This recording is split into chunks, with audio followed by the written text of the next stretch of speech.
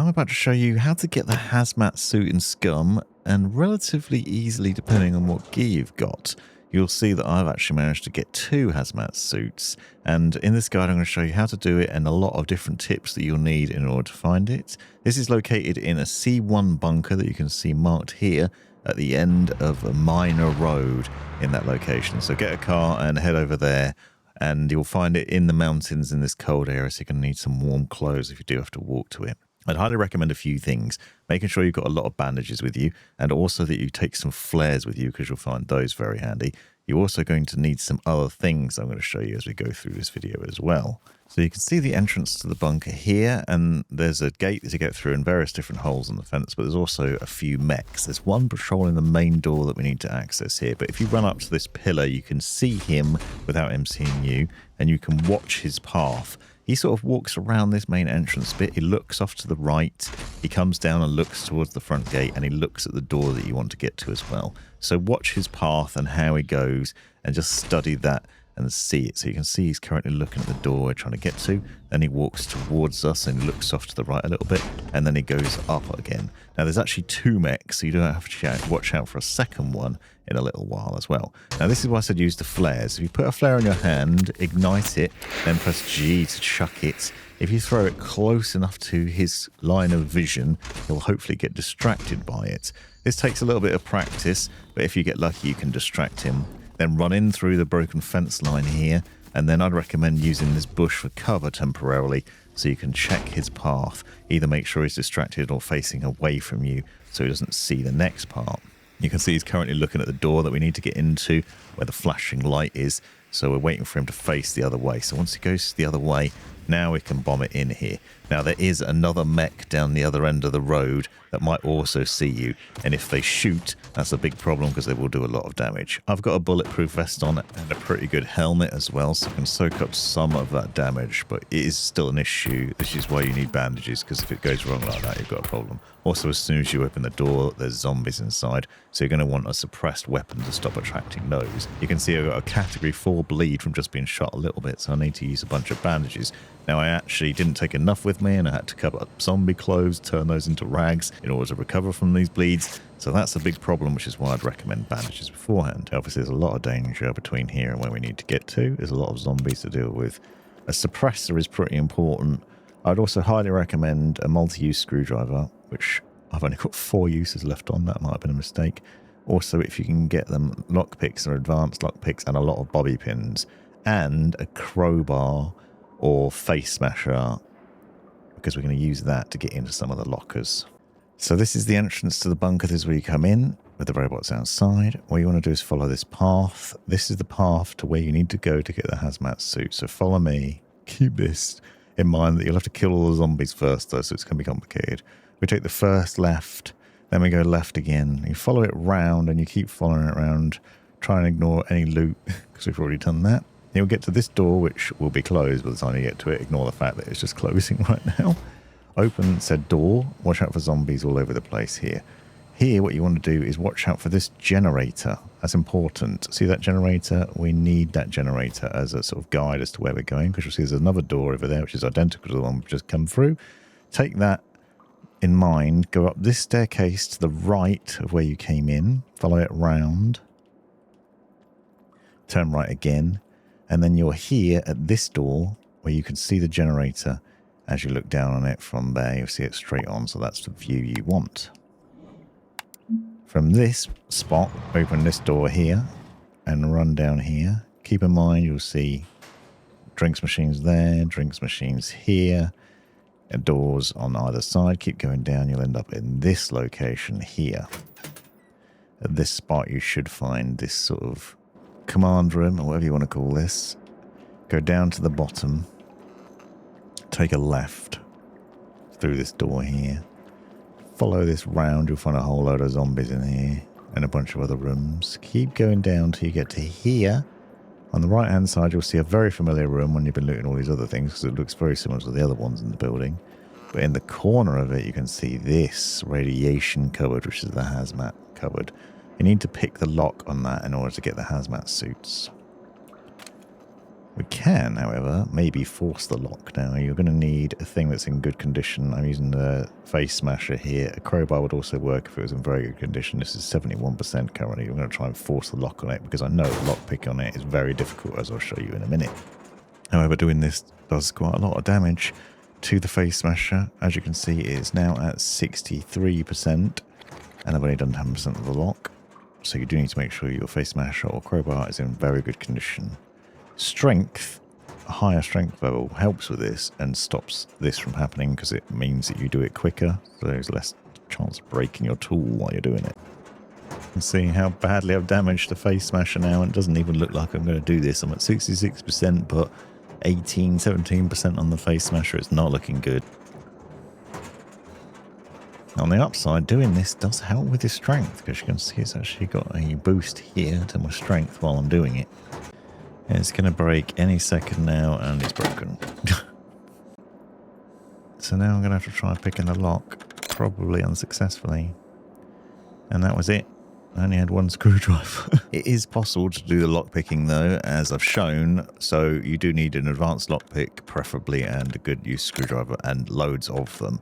And then just keep going at it, and eventually you'll get there. If you've got a high lockpicking skill, then you won't find this a problem, but mine isn't great. So apparently the key to lockpicking a lock like this is to basically tap F. So you tap it lightly so you can see if it turns, but you don't have much time to do it. So the idea is to do very quickly tap and see whether it turns rather than holding it. And you can see there's a little bit of movement there, so then you can sort of work it out. The trouble is it resets every time, so if you make a mistake, you've got to start again. And you've got to go from each of these positions and try and work it out. Oh, I just had it then. It's very close to that position there.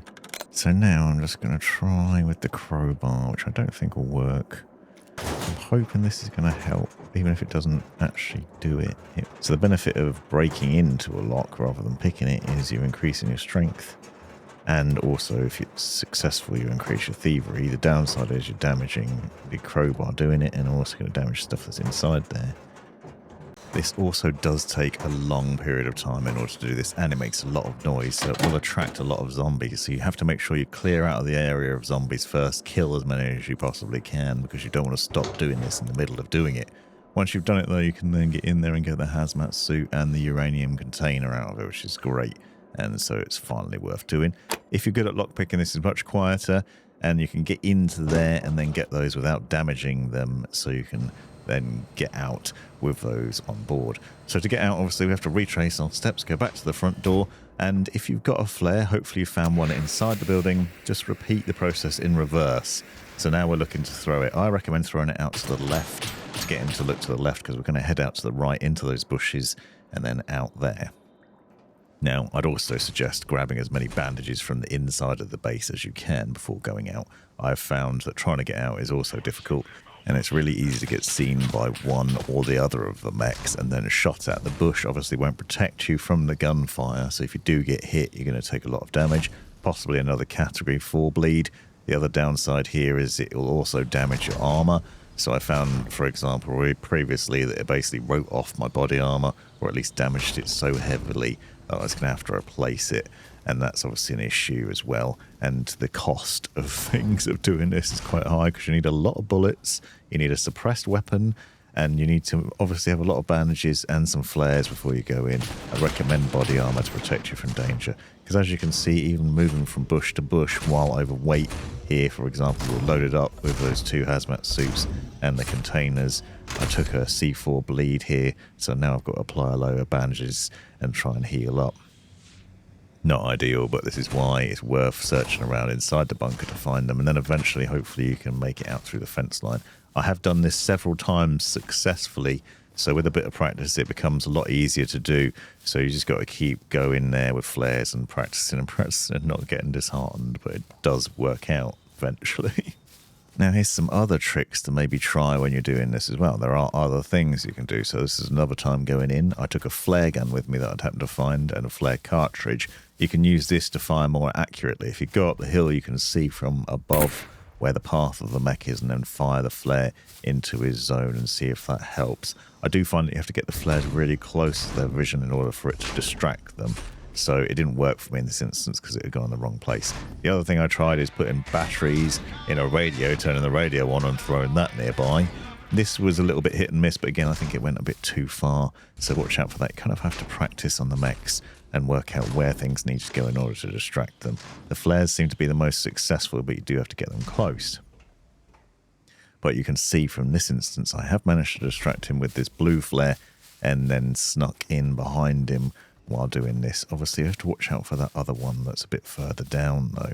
Now, the other thing that you can do, if you have taken enough ammo with you and you are good at shooting your way through the underground basement, is that you can actually go to sleep in there. So if you want to get lots of loot, you could use one of the beds in one of the med bays to sleep and rest, save the game, leave, basically come back to it the next day in the real world, and then you could get all the loot again. The zombies will probably respawn, which means you're going to have to shoot your way through them again or fight your way through them. I find a suppressed pistol best for this because it makes it much easier. Although if the suppressor wears out, the noise of the gun will attract a lot more zombies and you'll find yourself overwhelmed. So it's pretty difficult that way. But there is a lot of high value loot in here, so all the containers that I walk past will be worth looting, and the medical rooms, because you'll find a lot of bandages and other things in there as well that will be worth taking out with you if you can carry them out. You'll see it is well worth looting around in this compound. So I actually have a lot of vitamins and painkillers in here. Unfortunately, you can't get antibiotics, but you can get a lot of painkillers and a lot of vitamins.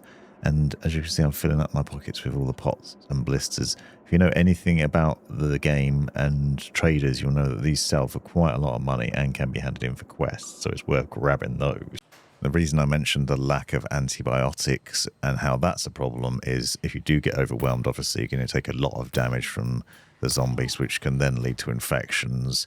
So making sure that your weapon's in good condition and you've got a lot of bullets. For reference, I took 5 fully loaded magazines for my pistol in, and I still ran out of bullets, even though I was tapping out a lot of headshots. And as the suppressor wears down, you'll suddenly find yourself getting swarmed, which can then be a problem. I ended up having to use my face smasher to deal with a lot of these zombies because, as you can see, I was getting hit from multiple angles. Now, you will find a lot of the good emergency bandages in the underground areas, so you can use those to heal instead of rags, which are less likely to give you infections. The other thing to watch out for is searching these little tiny boxes where you might find ammo and hopefully for your gun. And there's also other lockers in the building that contain high value equipment. I went in and got an AK and an M249 at one point, so you can get good weapons out of there as well as the hazmat suits. Take any of the excess gear that you've got to one of the traders and you can obviously sell it all, which is why I was mentioning about the various different drugs, for example. You can see the vitamins and that. These can be handed in for quests as well, so it's worth checking the meds quests beforehand because you might get points for doing that, but you can sell to them. Now, out of the haul that I got, all this gear without the hazmat suit, I got around 7 grand out of that. But as I could see, I'm also going to have to repair my bulletproof vest and things like that, so there is expense in doing it.